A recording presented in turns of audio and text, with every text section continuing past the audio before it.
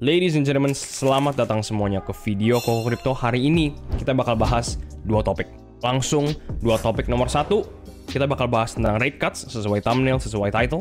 Nomor dua, kita bakal bahas tentang September. Performance selama ini bulan September dan apa yang bisa kita expect sisa bulan September ini bergerak.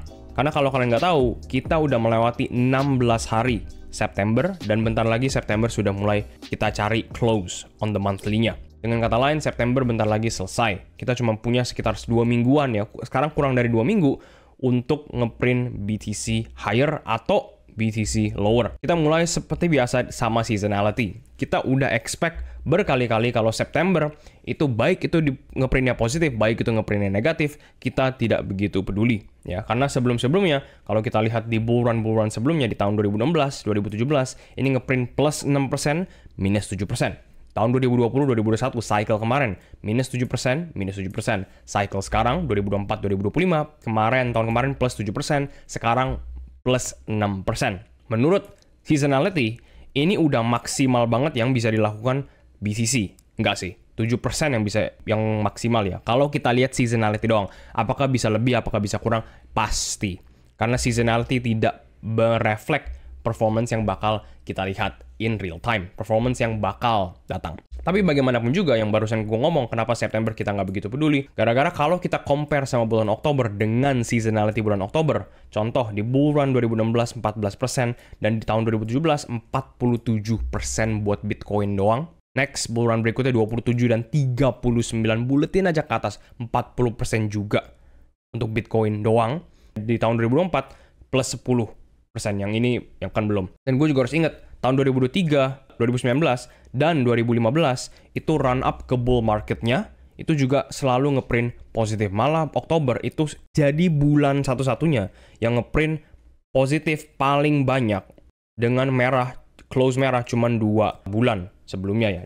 Dengan performance average dan median itu 22% dan 21% respectively.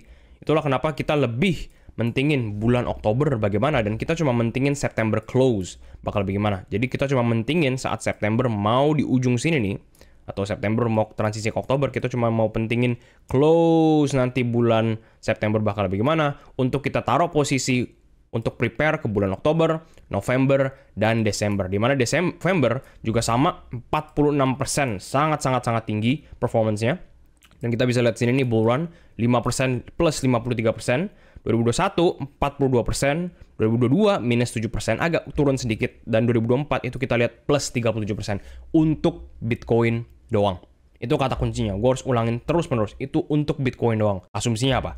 Kalau Bitcoin naik, altcoins di bawahnya juga bakal naik lebih tinggi. Dan itulah kenapa kita antisipasi alt season nggak mulai di September, tapi baru mulai atau bakal punya chance paling besar mulai di bulan Oktober. Kalau kita mampir ke chart Bitcoin sebentar, gue cuma mau ngasih tahu ke kalian semua kalau live terakhir dan video terakhir ngasih kalian ilustrasi yang paling baik untuk main market sekarang. Dimana kita punya 2 target sebelumnya di 112 sebagai trend target dan 116 sebagai selling target. Selling targetnya udah ke-hit kemarin dan gue anjurin ke kalian semua untuk take profit 50% untuk semua posisi yang kita buka di bawah sini. Ya, dengan zona 10% kalau harganya makin naik. Dan rollover ya, nanti kita tinggal tunggu rate cuts yang gue bakal jelasin habis ini untuk kalau kita mau lihat slow bleed ke daily cycle low dan weekly cycle low yang kita udah lama banget ngomongin di channel ini ya. Dan daily cycle low-nya gue harus ingetin kalian lagi, itu tidak bisa sama, itu tidak boleh harganya sama dengan harga daily cycle low sebelumnya, jadi minimal harus di bawah sedikit, dengan weekly cycle low-nya masih kita cari di daerah sini. Harganya bisa bebas, ya yang pasti adalah ini nggak boleh lebih tinggi. Jadi bisa aja harganya di sini ataupun lebih rendah. Weekly cycle low juga sama, maksimal di sini ataupun lebih rendah. Karena cycle lows hanya mencari waktu dan tidak mencari harga. Bedain. Jadi selama 1, 2, 3, 4, 5 hari terakhir kita udah kelihatan jelas ya kalau Bitcoin memang nggak bisa atau susah sekali tembus 116 dan sekarang lagi koreksi sedikit ya, dan koreksinya sangat-sangat painful juga sama kayak koreksi kemarin, dimana ini juga melewati 1, 2, 3, 4, 5 candle sebelum naik lagi ke atas. Kasus ini candle kelimanya yang mempush Bitcoin naik ke atas, mendorong Bitcoin naik ke atas. Ini kita masih developing, candle ini masih jalan, jadi kita nggak tahu harganya bakal naik lagi atau bakal diturunin kembali ya. 2 candle ini itu ngasih kita, meskipun mereka ngeprintnya hijau, Wix-nya itu ngasih tahu kita banyak banget yang jualan saat di atas, dan close-nya ternyata cuma di sini-sini aja. Jadi nggak ada perubahan dari BTC, ini malah spinning top, ini malah doji ya. Nggak bener-bener nggak bagus kalau dari candlestick daily-nya aja. Tapi ini sesuatu yang kita antisipasi karena kita semua tahu investor lagi menunggu event yang bakal datang di beberapa hari ke depan. Malah kalau kalian nonton ini di tanggal 16, besok di tanggal 17, yaitu FOMC. FOMC dan yang paling penting, rate cuts. Untuk orang-orang Indonesia, rate cuts ini dan FOMC ini bakal jatuh di tanggal 18, bukan 17 ya, 18 September, tapi di jam 1 pagi. Jadi jatuhnya masih tanggal 17, tapi harus begadang sejam sih. Ya, jadi kita bakal dapat data yang paling penting di seluruh tahun ini, yaitu rates bakal kita lihat untuk pertama kali di tahun ini dipotong. Jadi expected-nya tuh ke 4,25. Ini kayaknya salah deh, bukan 4,5 tapi 4,3. Dan selain itu kita juga bakal dapat FOMC Economic Projections. Nah, ini menurut gue yang lebih penting daripada rate cuts. Gara-gara kalian semua udah tahu, gue selalu menyuarakan kalau rate cuts itu udah priced in, dan 25 basis points lah yang bakal kita lihat sebagai maksimal. Proyeksinya juga cuma 25 basis points dari sini, jadi emang nggak ada perubahan sama sekali ya rasa gue ya. Tapi ini yang paling penting gara-gara the Fed bakal ngasih tahu kita proyeksi ekonomi ke depannya bakal bagaimana. Apakah bakal makin membaik, apakah bakal makin memburuk. Gara-gara gue harus ingetin kalian semua, kalau terakhir kita lihat PPI di print, itu tiba-tiba langsung jebret negatif, bad for USD, bad for the dollar, bad for the economy. Ini pasti bikin orang-orang bingung. Orang-orang siapa? Bukan kita ya, masyarakat Amerika pasti. Kalian nggak tinggal di Amerika. Orang-orang di Amerika bakal kebingungan. Apalagi karena PPI ini rendah, CPI tiba-tiba ngeprint semuanya sesuai proyeksi. Ini bakal bikin banyak banget pertanyaan buat the Fed, dan rasa gue bakal ujung-ujungnya dikaitkan dengan proyeksi ekonomi ke depannya bagaimana. Karena kita semua tahu proyeksi ekonomi ke depannya itu yang bakal mendorong market ke depannya. Ya kan?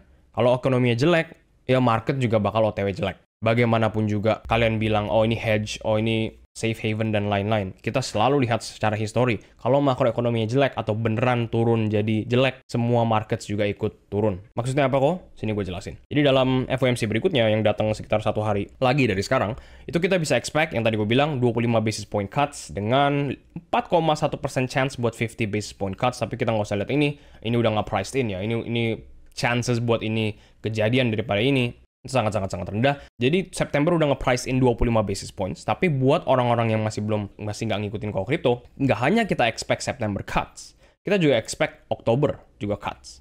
Dengan easing sebanyak 100%. Yang pasti adalah ini angka bisa berubah setelah rate cuts berikutnya. Tapi kalau seandainya angkanya tidak berubah setelah tanggal 17, tanggal 18 FOMC besok, kita masih memproyeksikan Oktober 1 kali rate cuts dengan, nah kalian bisa lihat sendiri, dengan rate cuts sebanyak 50 basis points. Dan jangan lupa, Desember kita juga udah nge-price in rate cuts dengan antara 50 atau 75 basis points. Ya ini kelihatannya kayaknya 75 ya, tapi kita juga nggak tahu dengan 70% chance. Sekali lagi gue harus ngasih tahu ini bisa berubah kapan aja. Presentasinya bisa turun, bisa naik tergantung policy the Fed. Yang mau gue kasih tahu ke kalian semua adalah ini sesuatu yang udah kita tracking sejak tahun 2024. Ya, tak sejak tahun 2024. Malah di tahun 2024 kita bikin playlist sejak tahun 2024 membahas kasus ini juga. Malah kita bilang mulai September tahun 2025 itu kita bakal mulai lihat rate cuts bertubi-tubi menuju economic downturn. Atau dengan bahasa lain, menuju resesi. Amerika resesi. Indonesia nggak tahu ya. Karena gue nggak ngikutin market Indonesia. Kembali lagi ke sini, lu bilang ke gue, kok rate cuts kan bullish banget. Rate cuts itu bullish banget loh kok. Lu bilang resesi itu dari mana? Apalagi kalau kita dapat September cuts, October cuts, December cuts. Itu bukannya nge-send market higher. Itu bukannya nge-naikin. Itu bukannya nge-pump market makin naik. Itulah kenapa gue selalu bilang rate cuts itu bullish short term, tapi bearish long term. Bearishnya juga sebenarnya ada tanda bintangnya juga sih. Tanda bintangnya adalah kalau kita lihat rate cuts datang bertubi-tubi. Rate cuts bulan ini, rate cuts bulan depan, rate cuts bulan depan lagi, rate cuts bulan depan lagi, rate cuts bulan depan lagi. Kenapa?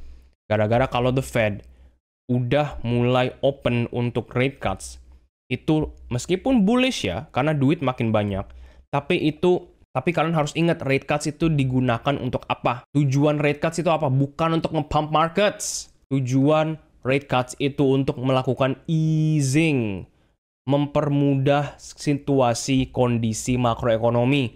Bukan gara-gara, oh iya, Fed mau rate cuts, market nge-pump. Bukan. Karena Fed tidak peduli dengan market. Kalian harus ingat, Fed tidak ada hubungan sama markets. Fed cuma ngurusin makroekonomi. Kalau Fed bilang kita perlu rate cuts lebih dari 1 kali dalam 1 tahun, atau bahkan lebih dari 3 kali dalam 1 tahun, itu malah bahaya. Itu ngesignalin dengan jelas, the Fed secara nggak langsung bilang, iya, makroekonomi Amerika tuh lagi jelek-jeleknya. Dan kita perlu easing nggak hanya 1 kali untuk memperbaiki, tanda kutip memperbaiki kondisi sekarang. Dan kita juga udah lihat, di history udah muncul beberapa kali. Malah selama history, kita udah lihat 1 kali, 2 kali, 3 kali, 4, 5, 6, 7, 8, 9, 10 kali ini kejadian. Dimana resesi ini selalu kita lihat setelah Fed pivot. Fed pivot itu apa? Rate cuts yang dipotong bertubi-tubi. Kebijakan yang berubah secara massal, secara total. Kebijakan siapa? Kebijakan the Fed. Ini grafik apaan kok? Ini adalah grafik Fed funds rate. Bahasa gampangnya ini rates. Rates selama history. Jadi kalau ada rate hike di tengah-tengah, ratesnya bakal naik. Kalau ada rate cut, ratesnya bakal turun. Kita fokus ke dari tahun 1985 ke depan aja. Gara-gara sebelumnya itu banyak masalah ya. Perang Dunia Kedua lah, habis itu gold standard lah, dan lain-lain ya. Malah ini cuma di track sejak tahun 1954 doang. Kita fokus ke depan aja, dari sini ke depan. Oke? Kalian bisa lihat sendiri, ini adalah jumlah rates. Gue udah pernah ngomong. Dan dulu, di tahun 1989 ya, ratesnya tuh ada di 9,8%. Jadi bayangin aja guys, kalau kalian mau minjem duit, bunganya tuh 10%. Siapa yang mau minjem duit saat bunganya 10%? Gue tanya, gak ada ya. Tapi itulah kondisi makroekonomi dulu. Karena dulu ekonominya sangat strong. Dulu ekonomi itu di-backing sama emas. Perang Dunia Kedua sih di-backing sama emas.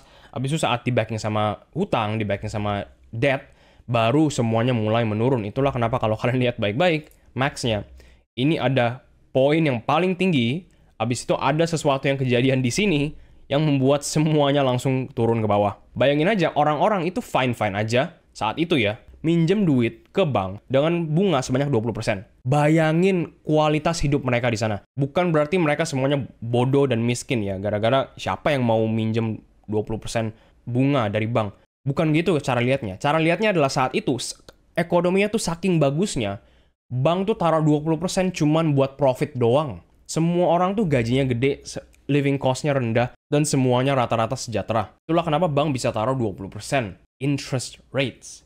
Tapi apa yang terjadi setelah pemerintah menganut sistem fiat, udah nggak pakai gold backing lagi, udah nggak di-backing sama emas, tapi di-backing sama hutang sendiri, tiba-tiba semuanya langsung turun. Makanya kita fokus ke sini aja. Itu agak sedikit, itu ada sejarah dikit.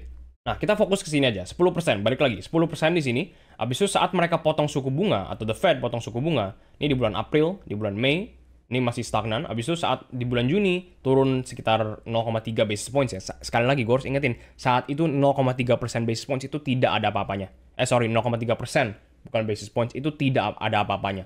Turun. Nah, saat the Fed baru nge-cut rates lumayan relatif ke suku bunga yang di atas 10%, dari 8 ke 7 baru kena semuanya. Baru semuanya tiba-tiba panik, the Fed panik, semuanya panik. Dan resesi datang. Kenapa? Gara-gara yang gue udah barusan ngomong, kalau the Fed udah melakukan cutting banyak, itu bukan berarti markets bakal nge-pump. Itu bukan berarti orang-orang punya duit, orang-orang bisa minjem dengan bunga yang lebih rendah. Iya, memang itu betul. Tapi kalian harus tahu alasan kenapa mereka cut in the first place. Kenapa mereka cut kalau marketnya fine-fine aja. Nah, nggak perlu mereka cut, malah mereka perlu hikes. Naikin suku bunga gara-gara ekonominya baik-baik aja.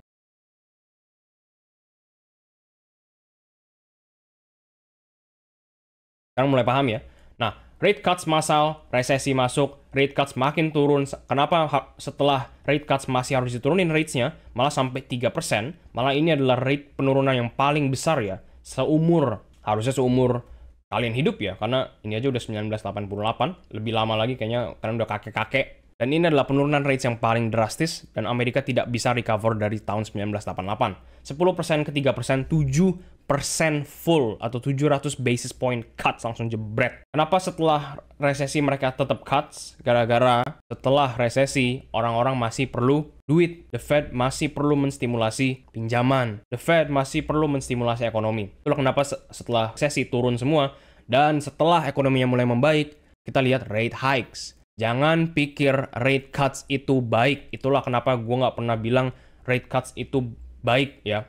Rate cuts itu bullish for the market short term, bearish long term. Naik ke atas, ekonomi membaik di tahun 2000. Apa yang terjadi di tahun 2000? Dot-com bubble, rate cuts, turun drastis ke bawah. Setelah resesi yang kita udah lihat sebelumnya, makin turun ke sini. Ini 6% ke 1%. Oke, 6% ke 1%. Ekonomi membaik menuju 2000.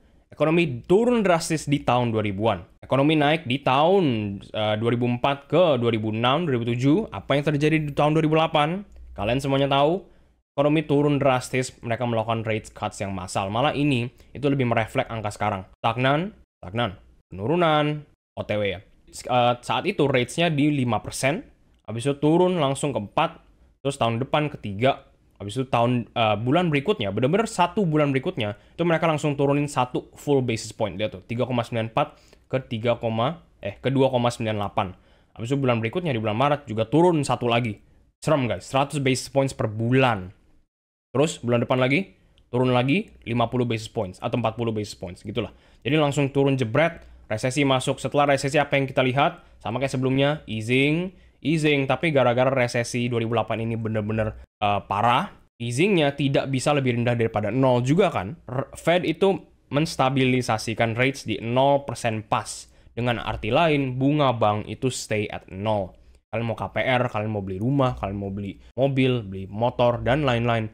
Interest-nya, bunganya tuh 0% buat orang-orang Amerika dari tahun 2009 ke tahun 2015. Enak kan? Tapi apa yang terjadi? Ekonomi membaik, dan kalian udah lihat sebelumnya apa yang terjadi setelah ekonomi membaik.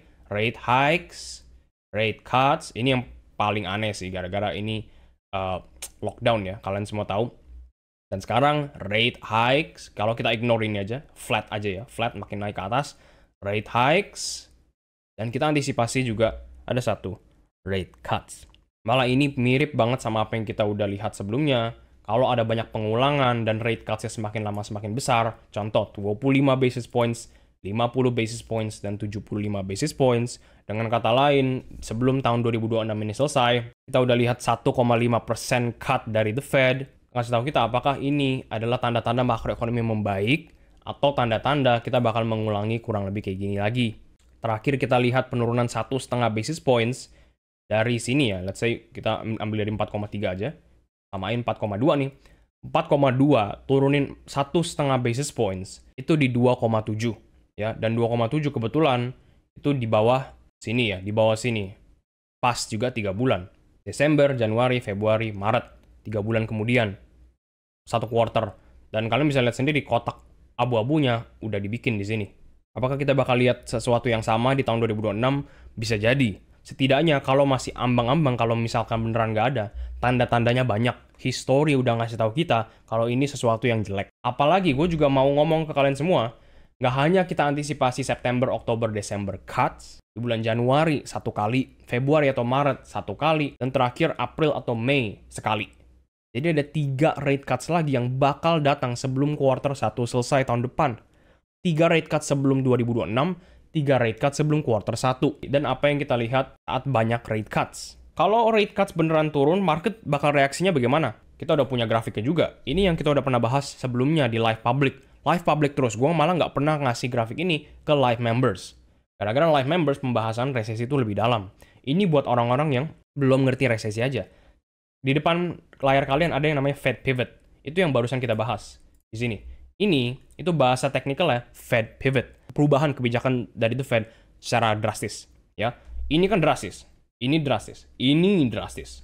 Ini drastis banget ya. 1,58% langsung hilang semua cuts. Langsung ke 0, langsung aja 100 basis points. Gara-gara saat itu dibutuhkan. Dibutuhkan apa? Easing, stimulus checks. Orang-orang yang nganggur butuh duit. Balik lagi ke sini. Setiap ada Fed Pivot, lihat performance stock market. Lihat performance S&P, saham. Indeks saham Amerika. Lihat dari sini. Ini yang tadi yang di atas ya. Yang tadi gue ceritain sedikit. Gue ada sejarah sedikit. Habis itu semuanya turun sampai sekarang. Lihat setiap kali ada Fed Pivot. Fed Pivot datang, stock market dump. Fed Pivot lagi berikutnya, stock market dump. Fed Pivot berikutnya, stock market dump. Fed Pivot berikutnya, ini yang kemarin lockdown, dump. Malah kita nggak pernah lihat saat Fed Pivot, kebijakan yang berubah total dari The Fed yang bikin stock market pump. Dengan bahasa yang paling gampang ya. Dari chart ini kita bisa tarik satu hal. Kalau resesi datang, saham bakal dump. Oh, Bitcoin kan nggak pernah ngelewatin resesi.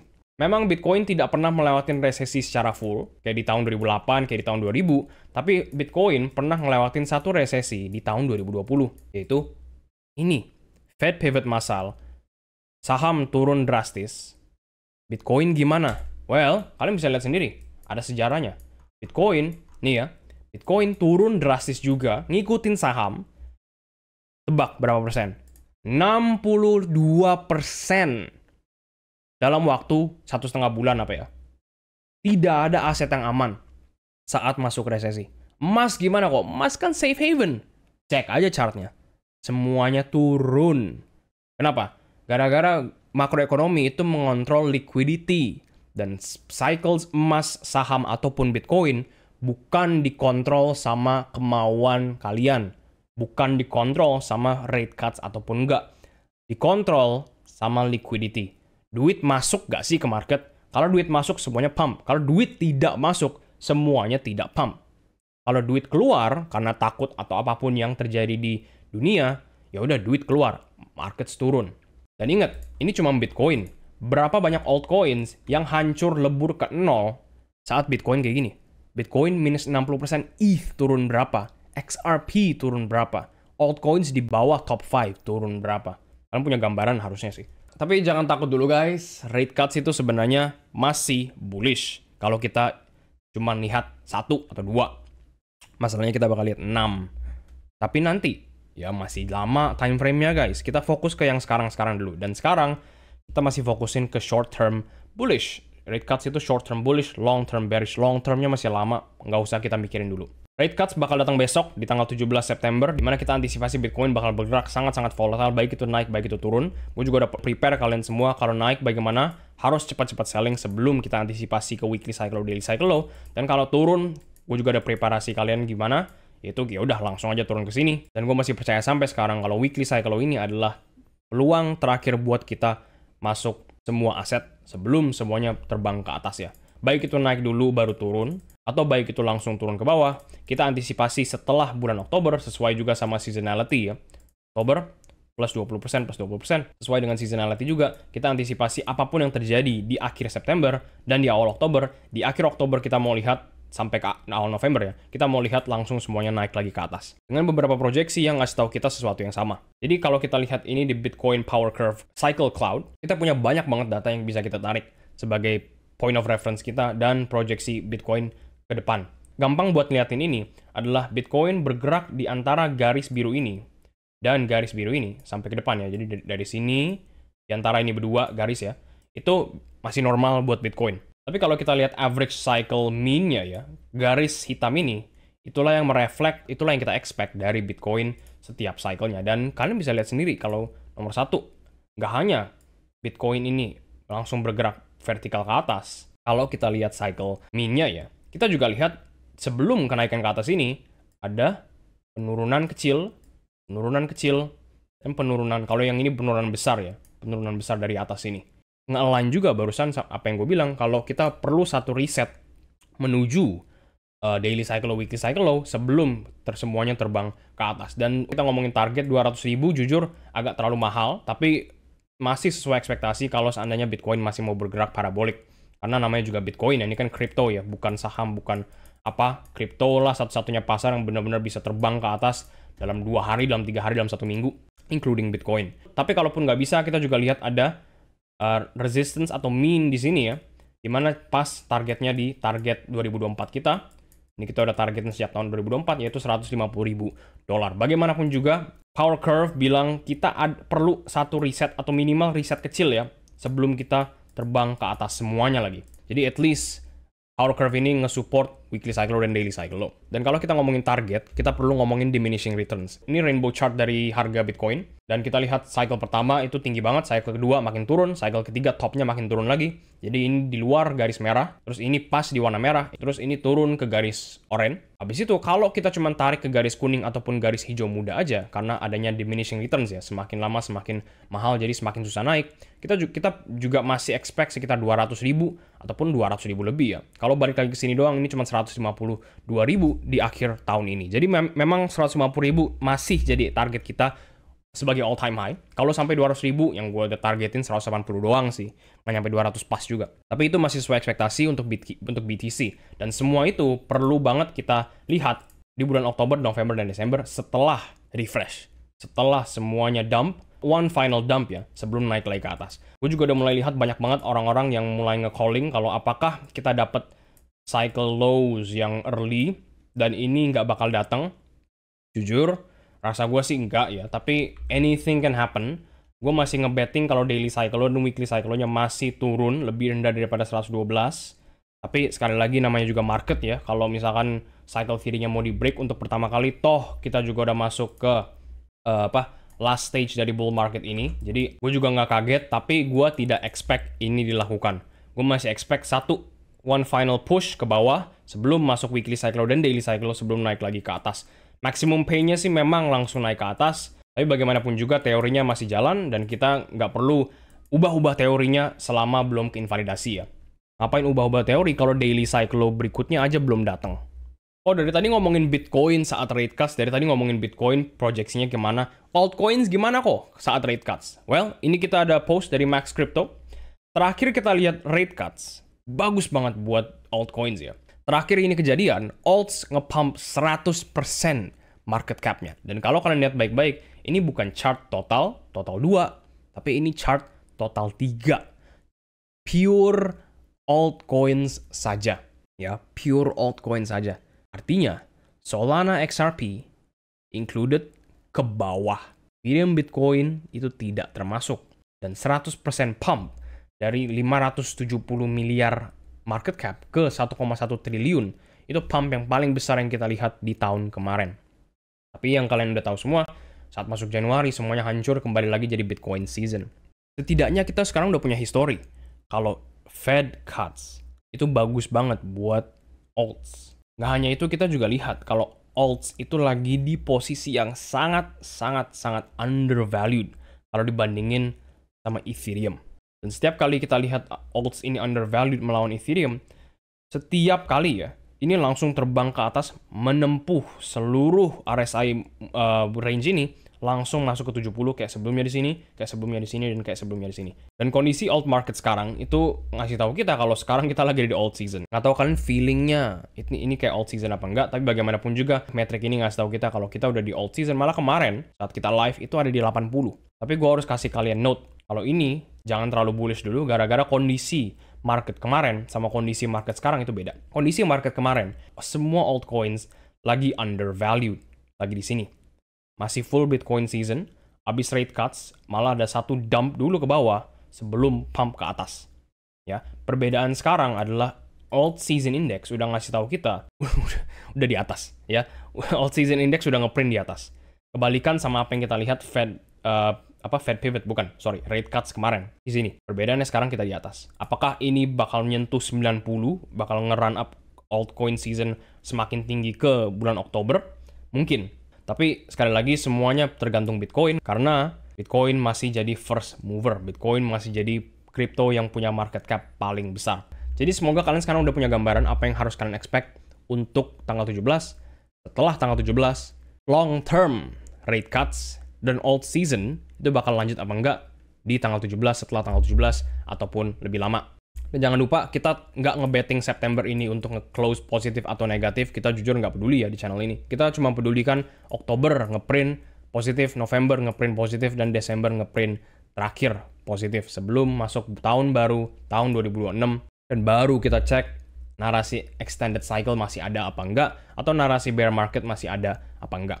Gue Koko Crypto, gue bakal ketemu kalian lagi in the next content. Semoga kalian belajar sesuatu dari video ini. Jangan lupa klik like dan subscribe, and I will see you guys in the next video.